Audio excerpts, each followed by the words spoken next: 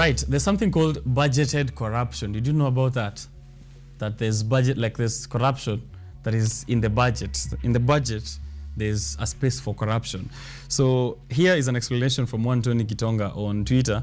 Anasema Kenya's budgeted expenditure is inflated to account for official corruption. Yani, mkiambiwa ni 3.3 trillion, there's 0.3 trillion amesema alafu sasa wakiiba hiyo ingine, right? So if a pen costs 50 bob, it's allocated 300 bob, which means they've already estimated that there's someone who is going to use 250 for abnormal kickbacks and rents. So if there is a budget that is being put out by the government, the taxpayer isn't given the correct expenditure amount. Do you think that's a good situation to be in? Especially now, we are going to have a look at this and much more on what is happening with the government at this time where we are facing, we are in a new financial year, so 3.3 trillion for the next government in the financial year that we are in to take care of a budget deficit that is way above our reach, and we don't know how to patch that up. The African Development Bank just offered us a little relief, and this is to be used towards to farmers to cushion them, of course, from that increase in prices of some of those products that they're using in the farms.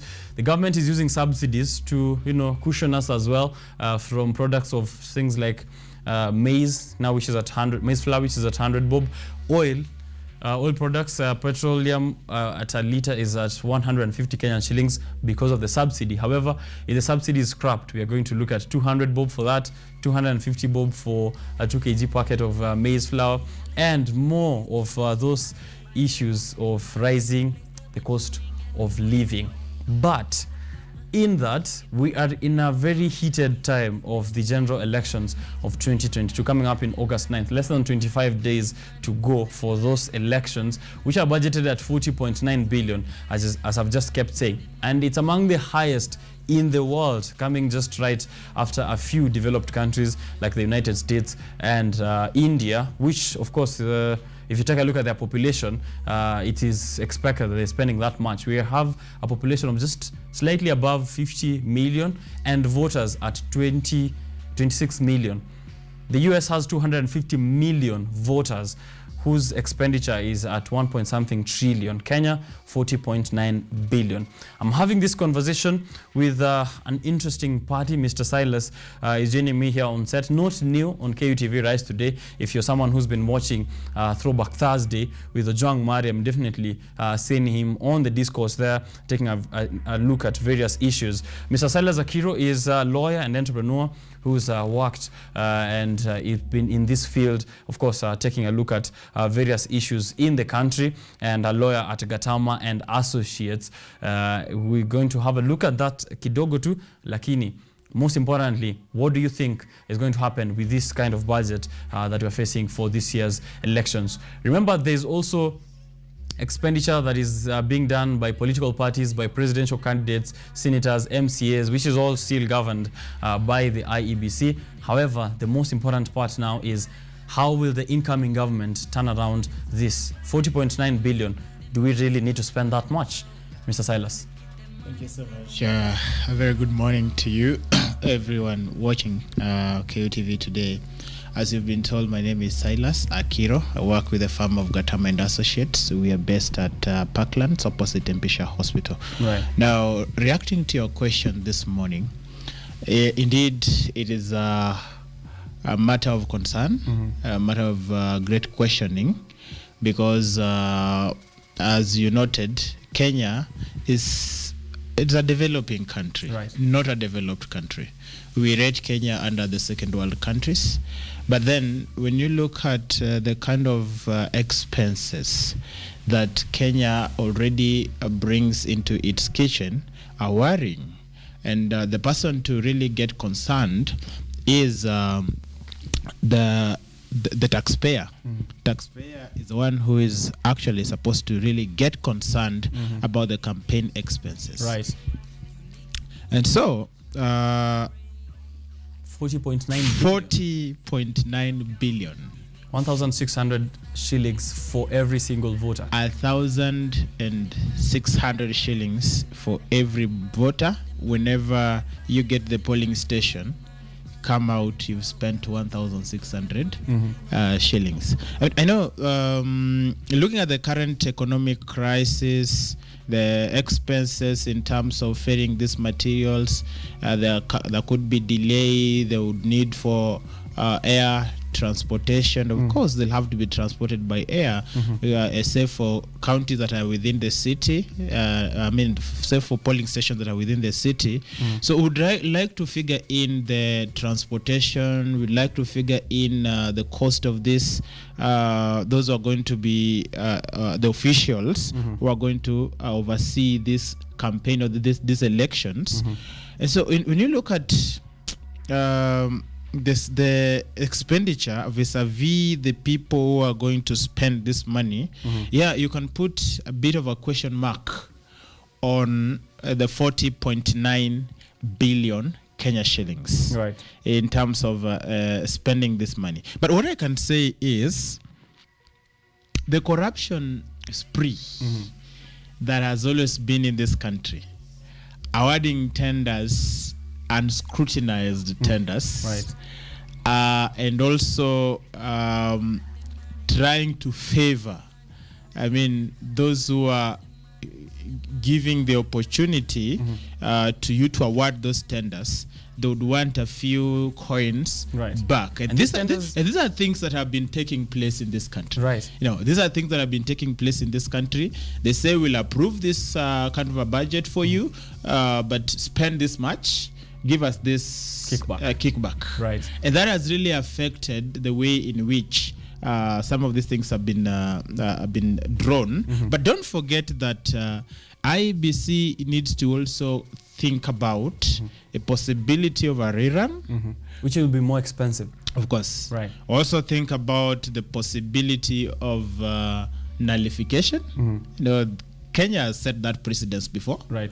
And the need for a re-election. So a fresh election, 60 days after the nullification. So if this could get some surplus for the anticipated expenses, not that whenever we get that opportunity, then we have to redraw our budget again. And push it back to parliament. I don't know how we need 14 billion, we need 20 billion for this kind of election. If that is scattered for in the 40.9 billion, it would be better. But now this is exclusively for the GE, the general election, that's coming up in less than 30 days. Yes. All right. So now we have a situation where, politics aside, we know that mistrust in Kenyan elections is not new. There's precedence for that since 1963. We've had every other election cycle there's usually an issue, and this time round the various parties have different views on how the electronic transmission of results should be, which is a very big issue of contention, which led to the nullification of previous elections. Of course, CJ saying that there was an issue in how the electronic transmission was done, mambo ya server kufunguliwa and all of that. Right now, there is a manual backup which will cost 6 billion, half of what Germany spends on their elections. And as you said, this is a developing country, and being classified as such, we have to take a look at how other countries are spending, which are around us. Kenya is spending twice per voter as much as Uganda spends, 3 times more than what Tanzania spends, at around the same number of voters. And do we really need to spend on some of these activities, including a manual backup? Will that ensure transparency, or are these also smoke screens? As you said, corruption, kickbacks, and all of that happening in the background. Now, if you'd ask me, Kenya's technology is still underdeveloped. Without your anticipation, or unbeknown to you, you may realize there's a collapse in technology. I do not say this to support the manual backup, because once we have gone electronic, indeed we need to make sure that we bolster the electronic technology that we have employed.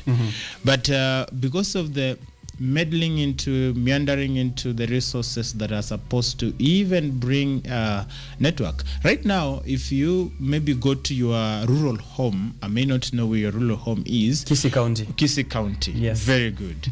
If you go to your rural home, deep down, Kenya has 4 networks. There's 4 or 3. We have Safaricom, Telecom, and Airtel. Right. You realize that there are certain places in Kisii County that this network cannot reach. Yeah, including Safaricom. Yes. So if we have not made sure that we have a strong network across all the corners of this country, then I will eagerly support the availability of a manual backup. But it needs to be chiseled out. What do I mean by chiseling out?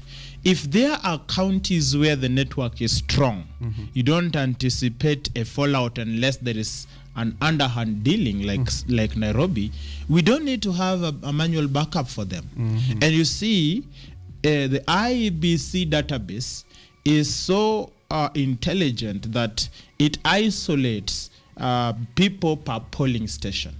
So if we realize that all polling stations within Nairobi are electronically covered, then there is no need to have a manual spend money on a manual backup for a manual backup in specifically Nairobi, for Nairobi. Okay. So if I get Homa Bay, a sub-county, a polling station in Homa Bay, that the network might fail, then it is obvious. I just print down the manual backup and have it to be used as a standby, not the targeted, the main source of information for the polling station, but as a backup. Because if you look at the law really does not hinder manual backup. The law simply speaks of maintaining, sourcing this data, the electorate's data, electronically. So it means I have to input this data into an electronic gadget, but then I am permitted by law to download it at some point. So it is not exclusive on electronic. Yeah, there can be 2. All right. Yes. Now we have said, and I just want to make sure I correct that, Kenya doesn't spend twice as much as Uganda. It spends twice as much as Uganda, Tanzania, and Rwanda combined. 3 countries just for one election if you compare it across our neighbors. Now, for an incoming government, we've just spoken about the high cost of living, deficit in terms of the budget that is expected for the incoming government as well, and 40.9 billion without taking into consideration a possibility of a rerun or a runoff for that matter. How will the incoming government, also because I mentioned earlier that there's subsidies which are being done over various products like oil prices and maize, which will collapse in about 4 or 5 weeks time after the next government is coming in. Shouldn't taxpayers be worried? Are we going to face a situation? Do you see us facing a situation of heavy taxation, or are there ways we haven't seen which the government can, patch some of these holes? Yeah, there is a cause for alarm, indeed, as you put it. The taxpayer really needs to get worried, because if you'd ask, where are the sources of the money the government uses for the subsidies, and how much is there? How much should we expect that the government is going to spend in subsidizing commodities for the common mwananchi? Right. And what if the source runs dry? Does it mean there will be no more subsidies for the common mwananchi?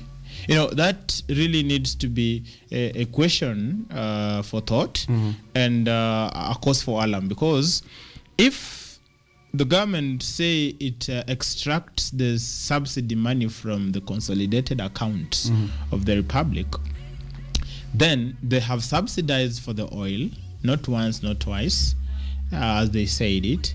They have now subsidized for several commodities, including the LPG gas. if at one given point the money that is inside that consolidated consolidated accounts runs dry, what are we going to do? And also considering that just popped in my head, taking a look at the various promises which are in the economic on the economic front, on the manifestos of these candidates. There are stipends which are being promised. We're going to give someone 6,000 every month, going to support Mama Mboga with this. Oh, really? All this money. Yes. You see, the Kenyan candidature, political candidature, is wrapped up in conmanship. Not even Raila Odinga, in all his manifesto that he has brought us, he will be able to deliver 2/3, even 3/4 of what he has promised. Okay.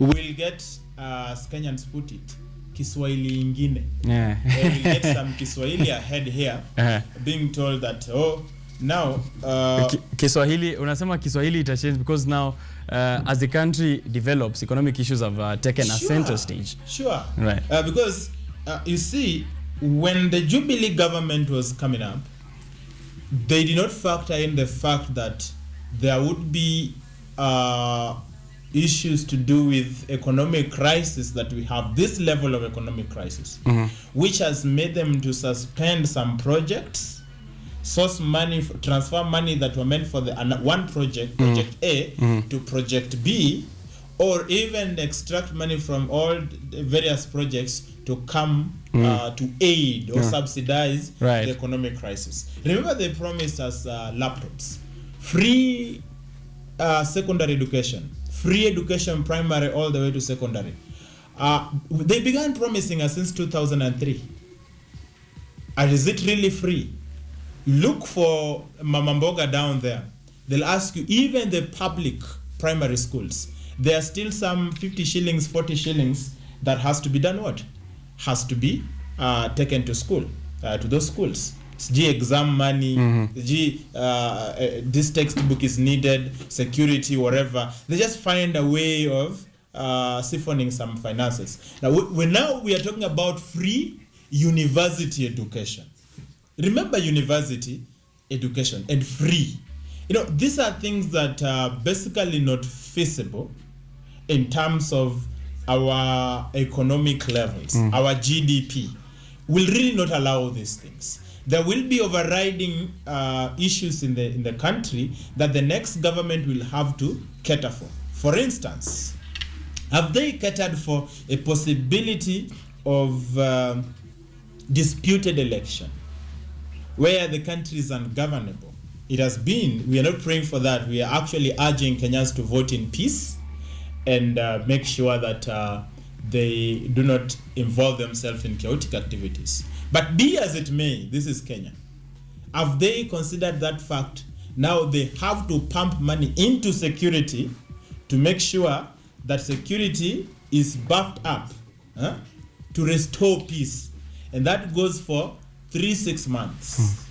The money that was supposed to be used to do ABCD has now gone into security. Right. So then now you come back and say, no, tuliwaambia, or we told you we would be giving you free university education or free secondary education, but now we are going to subsidize. That is what they did, by the way. You remember this mechanism where the parent pays bit of the secondary fee and the government pays bit of the secondary fee. You remember that is the current situation, right? But how did it come about? There was a promise of a free secondary education. Yes. Where the government was supposed to cater for everything. Expense. But then realizing that it is not feasible, then they came up with Kiswahili. Pay a bit, pay this percentage, we will pay this percentage. Right. And that is what's going to run all the way to the university. You see that? Voting is a sprint, 100-meter sprint like Omanyala's, right? Economic growth is a marathon like Eliud Kipchoge's. So we have a sprint which is going to happen on August 9th. I was told I was saying it's a 1-day activity, but my producer insists I say it's not a 1-day activity. It's I think a 3-day activity at the very least. Yeah. So the voting day, the counting, and then the possibilities of many other things, by elections and all of that. Considering some constituencies as well will go into some of those by elections because of one reason or the other. If we spend 40.9 billion on such a small time period of an activity, how long will it take us to recover? Because if you've said Kiswahili itageuka na Kiswahili itabadilika wakati subsidies have dropped, washaingia kwa serikali, a lot of corruption happening in the background, by the way, something else that is important for us to take a note of. Because of all this activity, all the eyes are on elections. In the background, the people are exiting office with very sketchy deals and very sketchy propositions. I just saw recently that governors and their deputies require that once they're out of office, they're getting a stipend of 750,000 every single month up to their death, as in continuously, including a car mortgage, a house mortgage, and also traveling allowance, and also some other few perks. Those are two leaders per every county, 47 counties, governor and deputy. And that is saying, we have that every other election cycle. We are producing ex-governors and ex-deputy governors.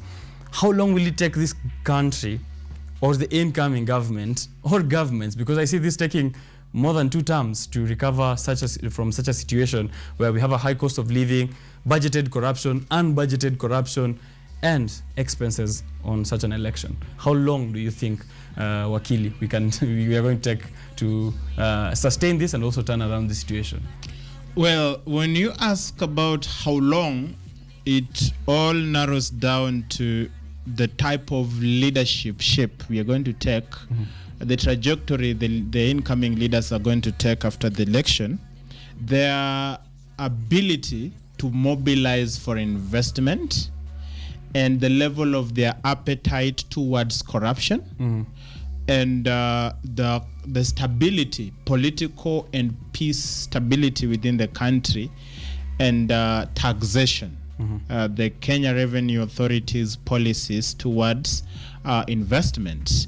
If everything is streamlined to a favorable levels, then Kenya will not take too long to recover from the economic impacts of the election, the expenses. But when we come to things like exit packs for the outgoing leaders, the governors, those who are in the national offices, the CSS, the presidency, the MPs.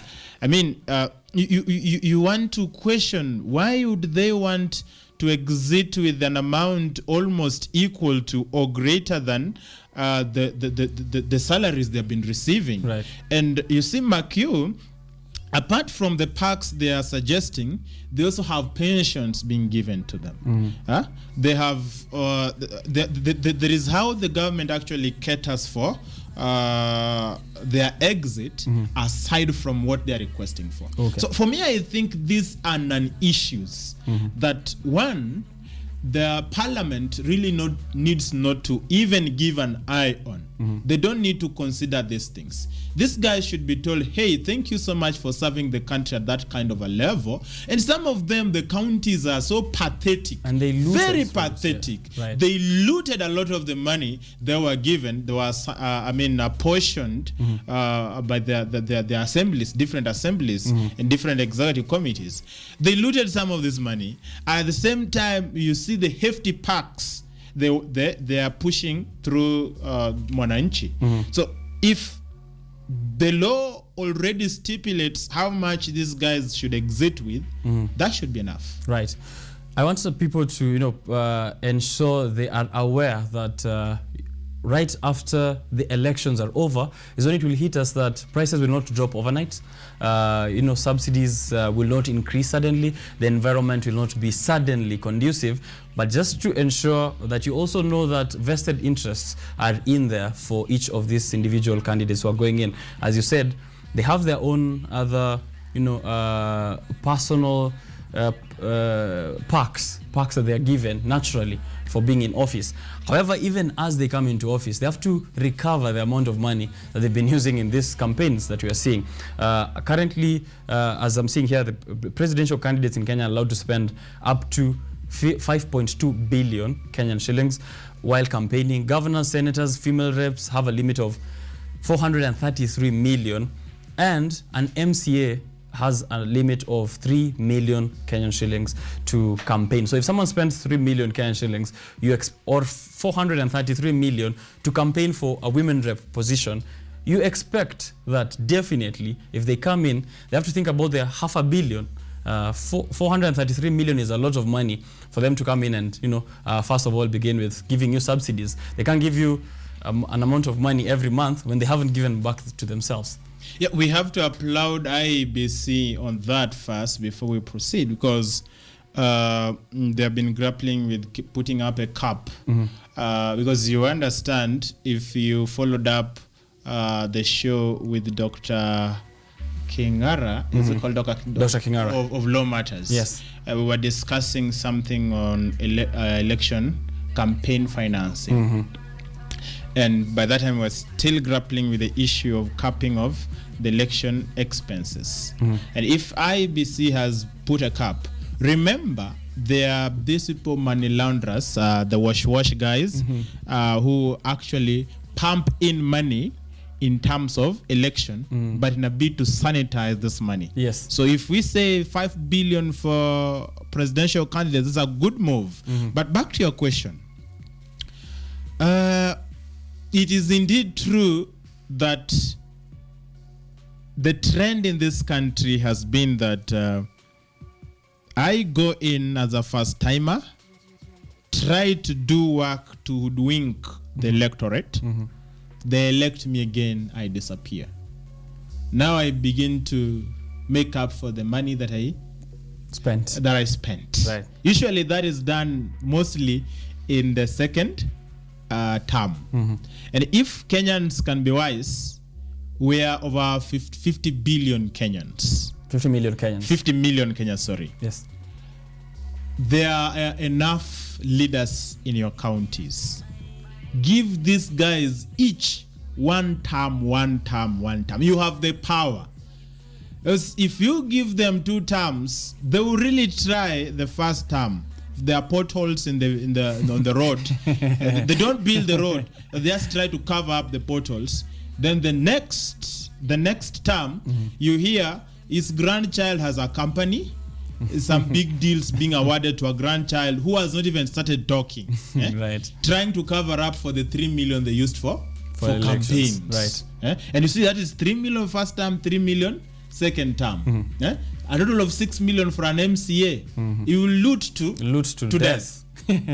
Right. For 10 billion for a presidential candidate.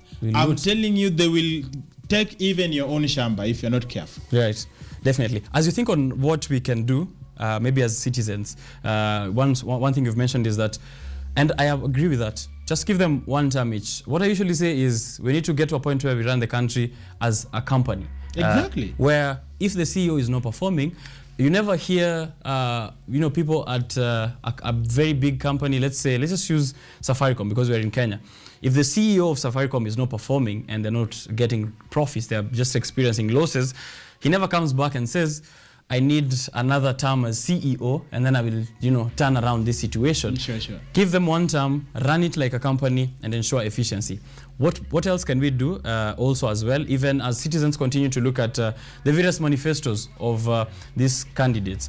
We've mentioned the promises they're giving, which are all, as you said, not going to be fulfilled, not even 2/3 of even someone of an enigma level like Raila Odinga won't be able to fulfill much of his manifesto. And it is widely assumed, I don't know why, that manifestos are it's the government that drives the economy, while it's taxpayers who are driving the economy through taxes. There is little focus in each of these manifestos on how citizens can uplift themselves. So do you think if we do not have the government or these candidates including in their manifestos how we can uplift ourselves, is there a way that we can take charge I know voting is the biggest part, but is there any other way you think that we can do? Exactly. You don't need to give your leader a chance and keep quiet. The law is actually unequivocal on that, in that after election, monitor these guys. Are they performing? If they don't perform, you have the right to recall.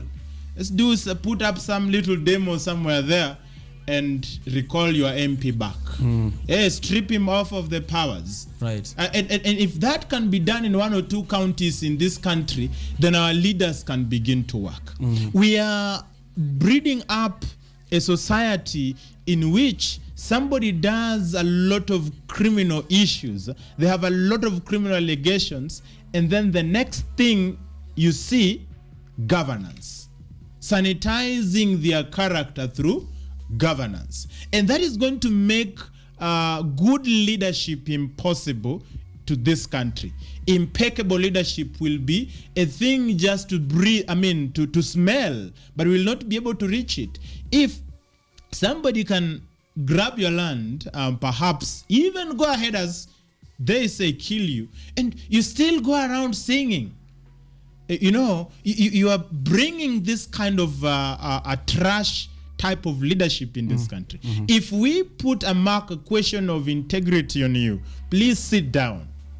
If we put a question of the chapter 6 of our constitution, we say that you have not filled it. At any given time, the EACC are on your neck. At any given time, scrutinies are there. The government has a book about you. Whenever they want to attack you, they can easily pick up that book and when you scrutinize what the government bring up, we realize this is actually true. Right. No, we support the government. Say, now sit down. Then the counties, the country now will begin to sieve through and see. We can't miss a candidature of persons of great integrity to take up positions. Right. A lot of our finances are going in corruption. Corruption is a big deal. Corruption is a very, very big deal. And they are so shameless that even the investors are being corrupted. Right. And that actually attracts corruption maniacs into the country. That the investor who will come to Kenya will be only that investor who can agree to kickbacks, who can agree to big deals, but then giving certain individuals some kickbacks. The majority of it. Yeah. Right. So we need to look for candidates who are not going to be susceptible to corruption. We need to look for candidates who are not going to be swayed, who will stand strong for the common mwananchi. Yeah. Finally, as I finalize on this point, you asked about their manifestos do not really speak much about the uplifting of the common mwananchi. Yeah, they haven't fully addressed even the factors of production, land, entrepreneurship, labor, capital. Even when you take a look at some of the issues they've had, the 4 that I've mentioned, those 4 factors of production, when you take a look at land, it's mostly a political issue, or it's being addressed as on a political basis rather than a factor of production. It is, we will reallocate land to wale walinyang'anya. It will put this land back here, put this land back there, but nothing to do with how that land can be utilized towards, production. Even capital, it is all about subsidies. When you take a look at some of the things here, I'm looking like improving labor through education. They highlight this in their manifestos, but they fail to detail plans on how this can become productive or how Kenyans can become entrepreneurial through these manifesto ideas that they have. Well, I have taken time to read through 2 manifestos. That is for the UDA party and the one for the Azimio coalition party. They have actually tried to capitalize on the issue of base level up. All of them, by the way, speak about that. In as much as one advocates for the trickle down, good leadership, the other speaks about you, Mama Mboga, coming up. But then we look at the characters. Waswahili husema siku njema huonekana asubuhi. if indeed you are going to uplift the common mwananchi, and there are over 4,000 positions to be fought for, before you get that opportunity to uplift common mwananchi, you have an opportunity to support them through your parties, and there is direct nomination. Right. Tell me which party took a Mama Mboga as a candidate? None. No party. None. No party. In fact, they levied hefty fees, subscription fees To these parties. for these people. And that means only the haves can access these parties. So Nothing for the have-nots. So tell me, how will the have-nots, Mama Mboga, how will the have-nots benefit when the haves have already spent half of their income to get the party ticket alone? Remember, there is the fee on paper. Right. And then there's the actual fee.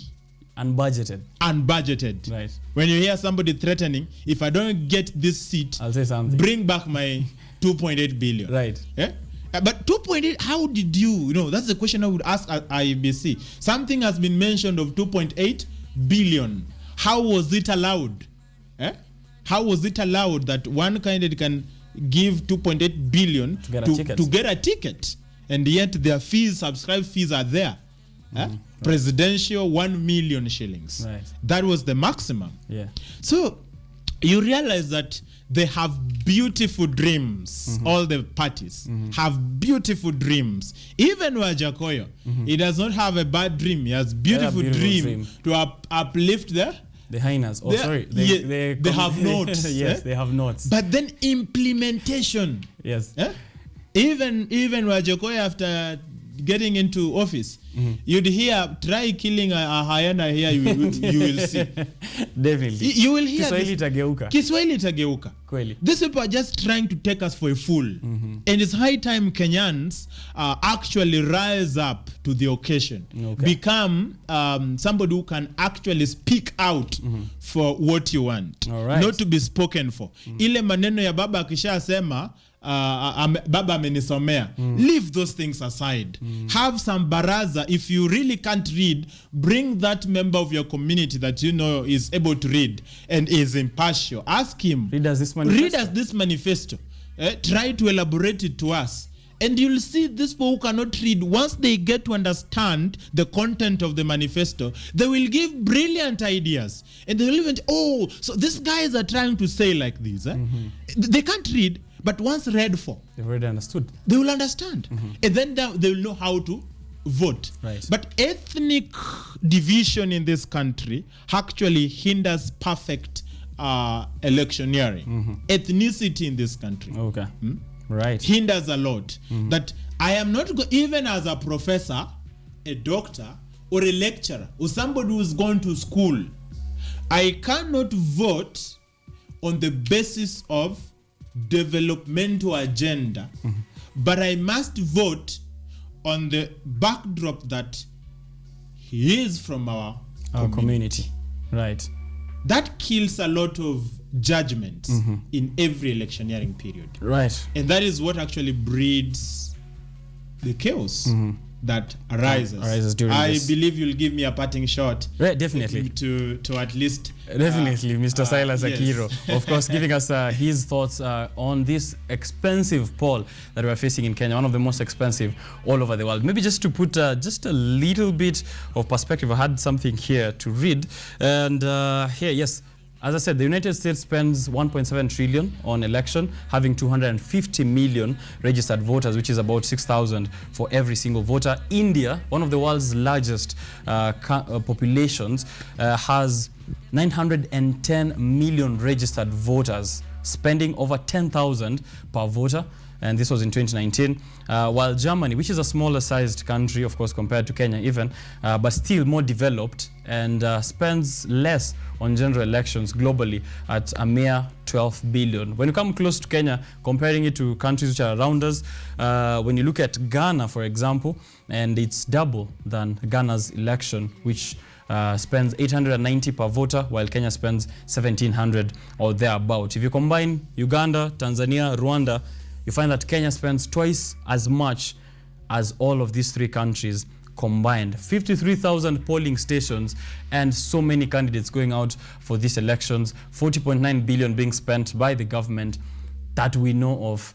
And in the background, there's a lot that is happening in the economic crisis that we're in at the moment. How will the government turn around, the incoming governments turn around, ensure that you are aware, as I said earlier, that manifestos are not what drives governments, are not what drives an economy. It is the citizens through taxes and their entrepreneurial and productive nature that's going to boost productivity of a nation. So as you go into the elections, make sure that you have that in mind. Mr. Silas, you can do your parting shot. Oh, well, thank you so much. Yes. I now have to look direct to the electorate yes. and have this to say. Just as it has been said, after election, the people elected are just a few. The majority are you and I. Let us know how we are electing our leaders, but make sure that after elections you are indoors so that you don't get into bloodshed for the leaders. But also endeavor to pray for this country. God is actually important. And on that note, as I finalize, I would like to inform you, by your permission, that we shall have the National Prayer and Reconciliation Day, the National Repentance and Reconciliation Day, here at Kasarani, in Moi International Sports Center, Kasarani. So you are welcome, that we may endeavor to know what God says and how God is going to help us. Thank you so much. Thank you, Mr. Peace Silas. ahead of elections. Right. When the voting results are announced, reality will dawn on us. No prices will drop overnight. No jobs will be created overnight. Voting is a sprint. Economic growth is a marathon. Have that in mind. Brian is coming up next to sit down with me. He is a craftsman who's dealing in leather products. So entrepreneurship conversation are still going on hashtag Biashara Tuesday on social media. Ensure you're tagging us as you give us your feedback.